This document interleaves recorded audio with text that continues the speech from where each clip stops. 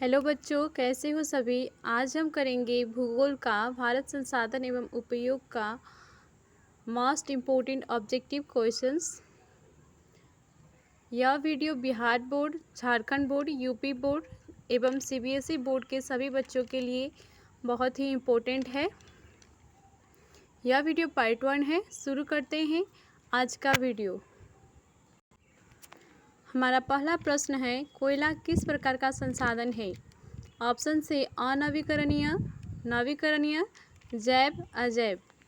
अनवीकरणीय संसाधन ऐसा संसाधन जिसका पुनर्पूर्ति संभव हो उसे नवीकरणीय संसाधन कहते हैं, और ऐसा संसाधन जिसका पुनर्पूर्ति संभव ना हो उसे अनवीकरणीय संसाधन कहते हैं। जैसे जल जो है वो नवीकरणीय संसाधन है, और आपके प्रश्न में जो पूछा गया है कोयला किस प्रकार का संसाधन है, तो अनवीकरणीय का एक उदाहरण कोयला भी है, और एलपीजी गैस, पेट्रोल, ये सभी अनवीकरणीय संसाधन है। ऑप्शन ए आपका करेक्ट होगा। देखते हैं नेक्स्ट क्वेश्चन।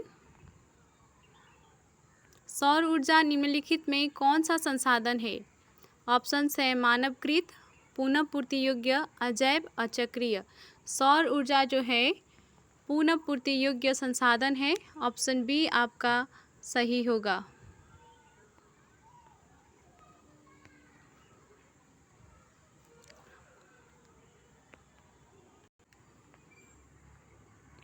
देखते हैं क्वेश्चन नंबर 3। तट रेखा से कितनी किमी क्षेत्र की सीमा अपवर्जक आर्थिक क्षेत्र कहलाते हैं। आपके ऑप्शन से 100 किलोमीटर, 200 किलोमीटर, 150 किमी, 250 किमी। तट रेखा से जो है 200 किलोमीटर क्षेत्र की सीमा अपवर्जक आर्थिक क्षेत्र कहलाते हैं, इसलिए आपका करेक्ट आंसर होगा ऑप्शन बी। क्वेश्चन नंबर 4 है, डाकू की अर्थव्यवस्था का संबंध है संसाधन संग्रहण से, संसाधन के विदोहन से, संसाधन के नियोजित दोहन से, इनमें से कोई नहीं। डाकू की अर्थव्यवस्था का जो संबंध है वो है संसाधन के विदोहन से। ऑप्शन बी आपका करेक्ट होगा। क्वेश्चन नंबर 5 है, समुद्री क्षेत्र में राजनीतिक सीमा के कितने किमी क्षेत्र तक संपदा निहित है। आपके ऑप्शंस हैं 10.2 किमी, 15.5 किमी, 12.2 किमी, 19.2 किमी। आपका करेक्ट आंसर होगा ऑप्शन डी 19.2 किमी। क्वेश्चन नंबर 6 है, पेट्रोलियम किस प्रकार का संसाधन है। मैंने आपको शुरू में ही पेट्रोलियम का एग्जाम्पल दिया था, तो पेट्रोलियम किस प्रकार का संसाधन हुआ। ऑप्शन ए अनवीकरणीय।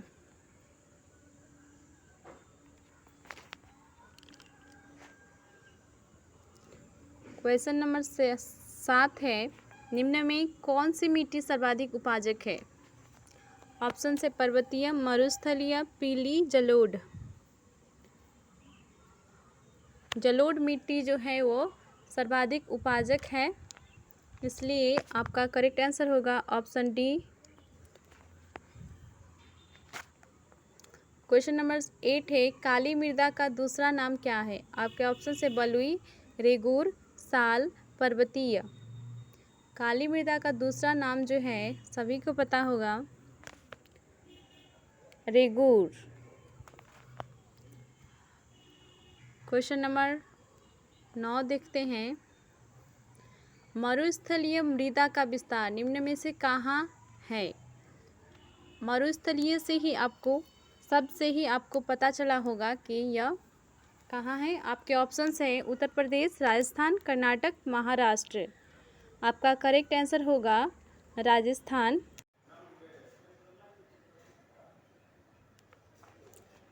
क्वेश्चन नंबर 10 है, सोपानी कृषि किस राज्य में प्रचलित है।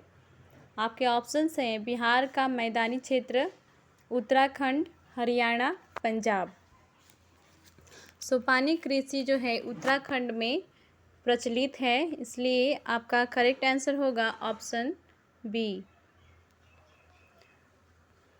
अगला प्रश्न है, पंजाब में भूमि निम्नीकरण का मुख्य कारण है?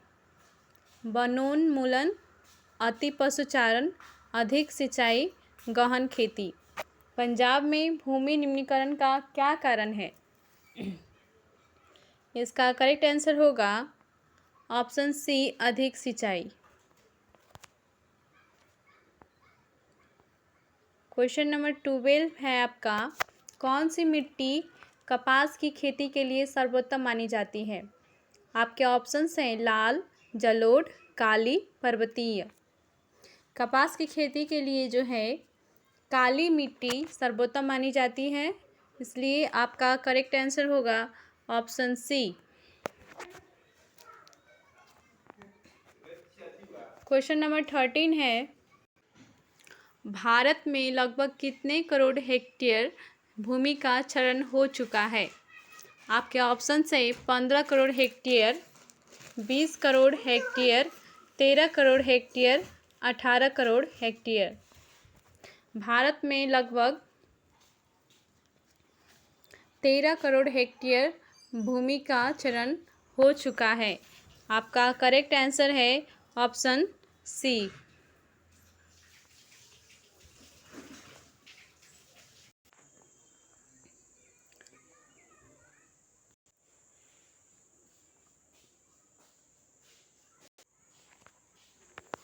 क्वेश्चन नंबर 14 है, मेंढक के प्रजनन को नष्ट करने वाला रसायन कौन सा है?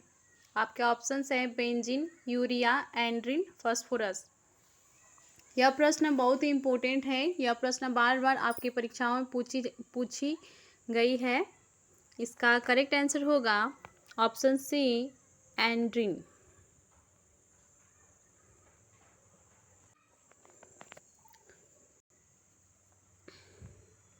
अगला प्रश्न है, देश की बांधों को किसने भारत का मंदिर कहा था?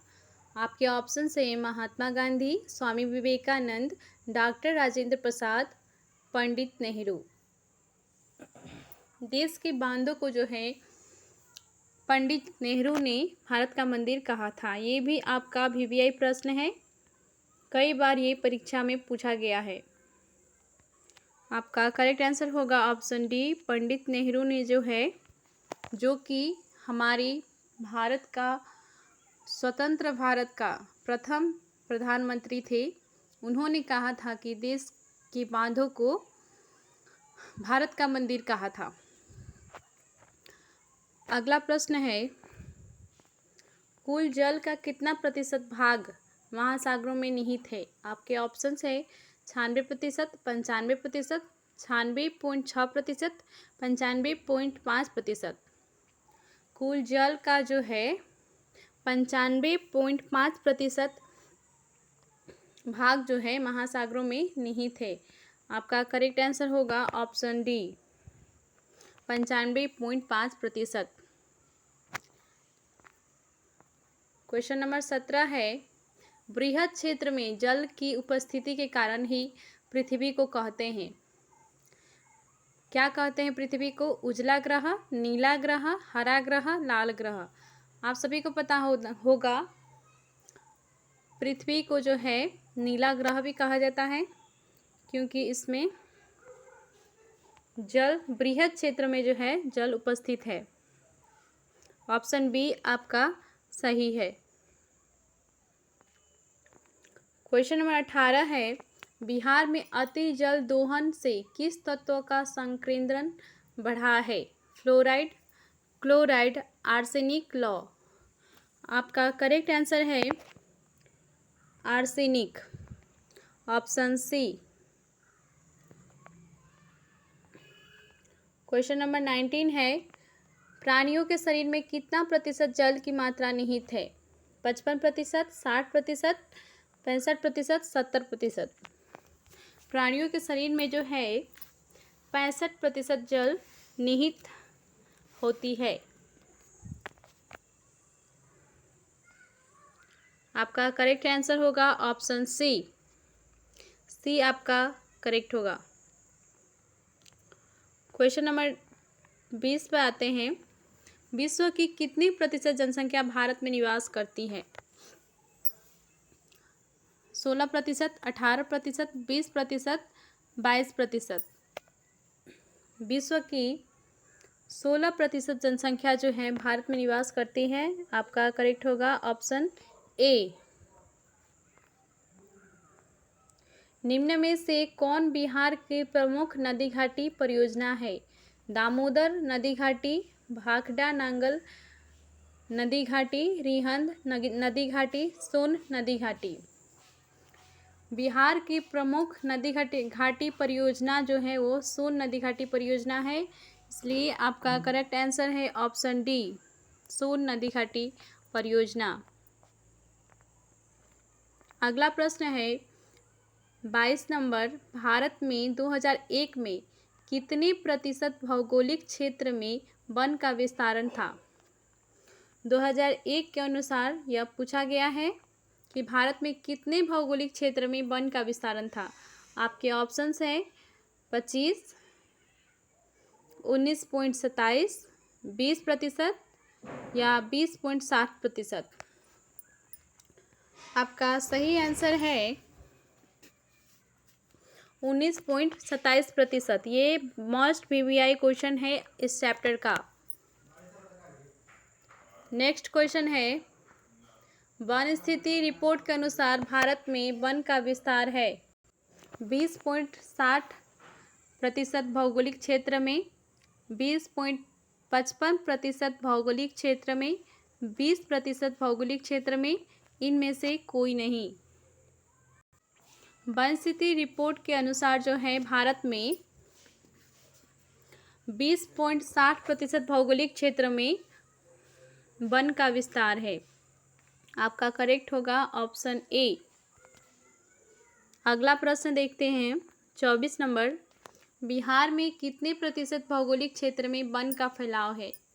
इससे पहले आपको भारत में पूछा गया था, अब इस क्वेश्चन में आपको सिर्फ बिहार का पूछा गया है कि कितने प्रतिशत भौगोलिक क्षेत्र में वन का फैलाव है। आपके ऑप्शंस हैं 7.1, 19.5, 5.5, 10.5। आपका करेक्ट आंसर होगा ऑप्शन ए।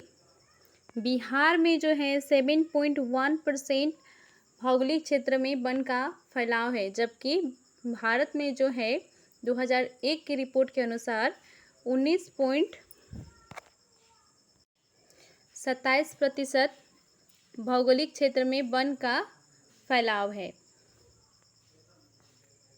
क्वेश्चन नंबर 25 है पूर्वोत्तर राज्य के 188 आदिवासी जिलों में देश के कुल क्षेत्र का कितना प्रतिशत वन है?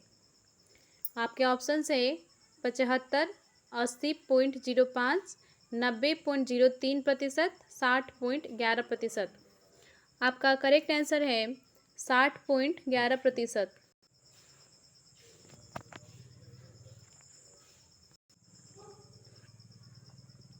देखते हैं अगला प्रश्न। क्वेश्चन नंबर 26 है भारत के किस राज्य में वन का सबसे अधिक विस्तार है? आपके ऑप्शंस है केरल, कर्नाटक, मध्य प्रदेश, उत्तर प्रदेश। भारत में जो है मध्य प्रदेश में जो है सबसे अधिक वन का विस्तार है, इसलिए आपका करेक्ट होगा ऑप्शन सी।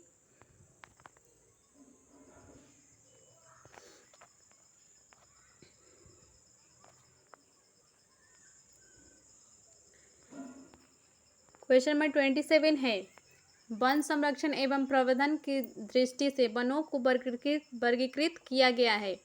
ऑप्शंस है 4 वर्गों में, 3 वर्गों में, 5 वर्गों में, इनमें से कोई नहीं। वन संरक्षण एवं प्रबंधन की दृष्टि से वनों को जो है 3 वर्गों में वर्गीकृत किया गया है, इसलिए आपका करेक्ट होगा ऑप्शन बी। हमारा अगला प्रश्न है 1951 से 1980 तक लगभग कितना वर्ग किमी वन क्षेत्र कृषि भूमि में परिवर्तित हुआ? आपके ऑप्शन से 30,000, 26,200, 25,200, 35,500। आपका करेक्ट आंसर है 26,200। ऑप्शन बी आपका करेक्ट आंसर है। क्वेश्चन नंबर 29 है, FAO की वानिकी रिपोर्ट के अनुसार 1948 ईस्वी में विश्व में कितने हेक्टेयर भूमि वन का विस्तार था? 6 अरब हेक्टेयर, 4 अरब हेक्टेयर, 8 अरब हेक्टेयर, 5 अरब हेक्टेयर। FAO की वानिकी रिपोर्ट के अनुसार जो है 4 अरब हेक्टेयर भूमि वन का विस्तार था। आपका करेक्ट है ऑप्शन बी।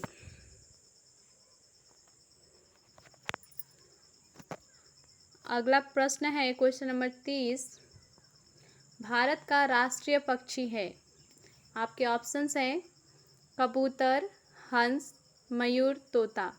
यह बहुत ही आसान प्रश्न है। मुझे लगता है आपके छोटे भाई बहन जो भी हैं, छोटे छोटे बच्चे घर में, वो सभी इस प्रश्न का आंसर बता सकते हैं। इसलिए मैं इसका आंसर आपको नहीं बता रही हूँ। प्लीज़ आप इसका आंसर कमेंट करें। आपने छोटे क्लासों में इसका आंसर पढ़ा होगा या सभी बच्चों को पता ही होगा। बढ़ते हैं आगे। चरक का संबंध किस देश से था? आपके ऑप्शंस हैं म्यांमार से, श्रीलंका से, भारत से, नेपाल से।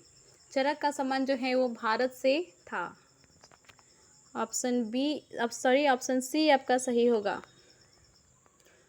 क्वेश्चन नंबर 32 है, टेक्सोल का उपयोग होता है मलेरिया में, एड्स में, कैंसर में, टीबी के लिए। टेक्सोल का जो उपयोग होता है वो कैंसर के लिए होता है। आपका ऑप्शन सी राइट होगा।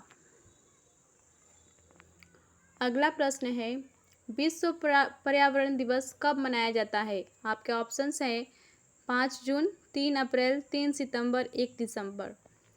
यह आपका बहुत ही इम्पोर्टेंट क्वेश्चन है और आगे अगर आप कॉम्पिटिटिव एग्ज़ाम की तैयारी करना चाहते हैं तो उसमें भी ये प्रश्न बार बार पूछे जाते हैं, तो कृपया इसे याद रखिएगा। इसका करेक्ट आंसर है 5 जून। 5 जून को जो है विश्व पर्यावरण दिवस मनाया जाता है। क्वेश्चन नंबर 34 है, संविधान की धारा 21 का संबंध है वन्य जीवों तथा प्राकृतिक संसाधन के संरक्षण से, मृदा संरक्षण से, जल संसाधन संरक्षण से, खनिज संपदा संरक्षण से। आपका करेक्ट आंसर है ऑप्शन ए, वन्य जीवों तथा प्राकृतिक संसाधनों के संरक्षण से। संविधान की धारा 21 जो है वन्य जीवों तथा प्राकृतिक संसाधनों के संरक्षण से जुड़ा हुआ है। अगला प्रश्न देखते हैं।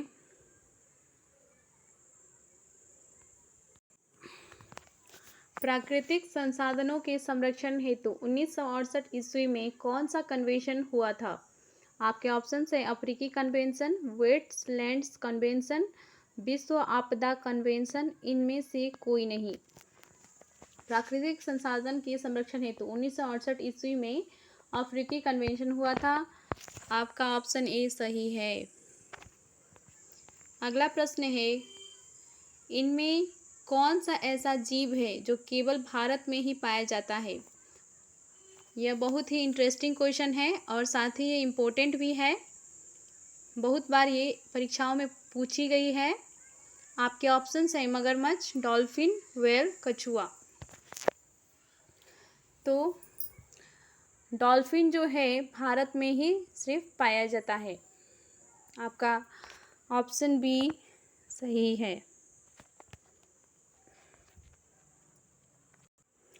किस खनिज को उद्योगों की जननी माना गया है? मैंगनीज, बॉक्साइट, लोहा, सोना। ये तो बहुत ही आसान क्वेश्चन है। लोहा को जो है उद्योग की जननी माना गया है। ऑप्शन सी आपका राइट है। क्वेश्चन नंबर 38 है, निम्न में से कौन लौह अयस्क का एक प्रकार है? बिटुमिनस, एंथ्रासाइट, हेमेटाइट, इनमें से कोई नहीं। लौह अयस्क का जो एक प्रकार है वो है हेमेटाइट। ऑप्शन सी आपका करेक्ट है।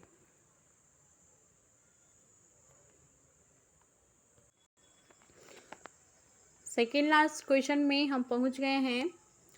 क्वेश्चन नंबर 39 है, भारत का सबसे बड़ा लौह अयस्क उत्पादक राज्य कौन सा है? कर्नाटक, झारखंड, गोवा, उड़ीसा। भारत का सबसे बड़ा लौह अयस्क उत्पादक राज्य जो है वो है कर्नाटक। आपका करेक्ट आंसर होगा ऑप्शन ए।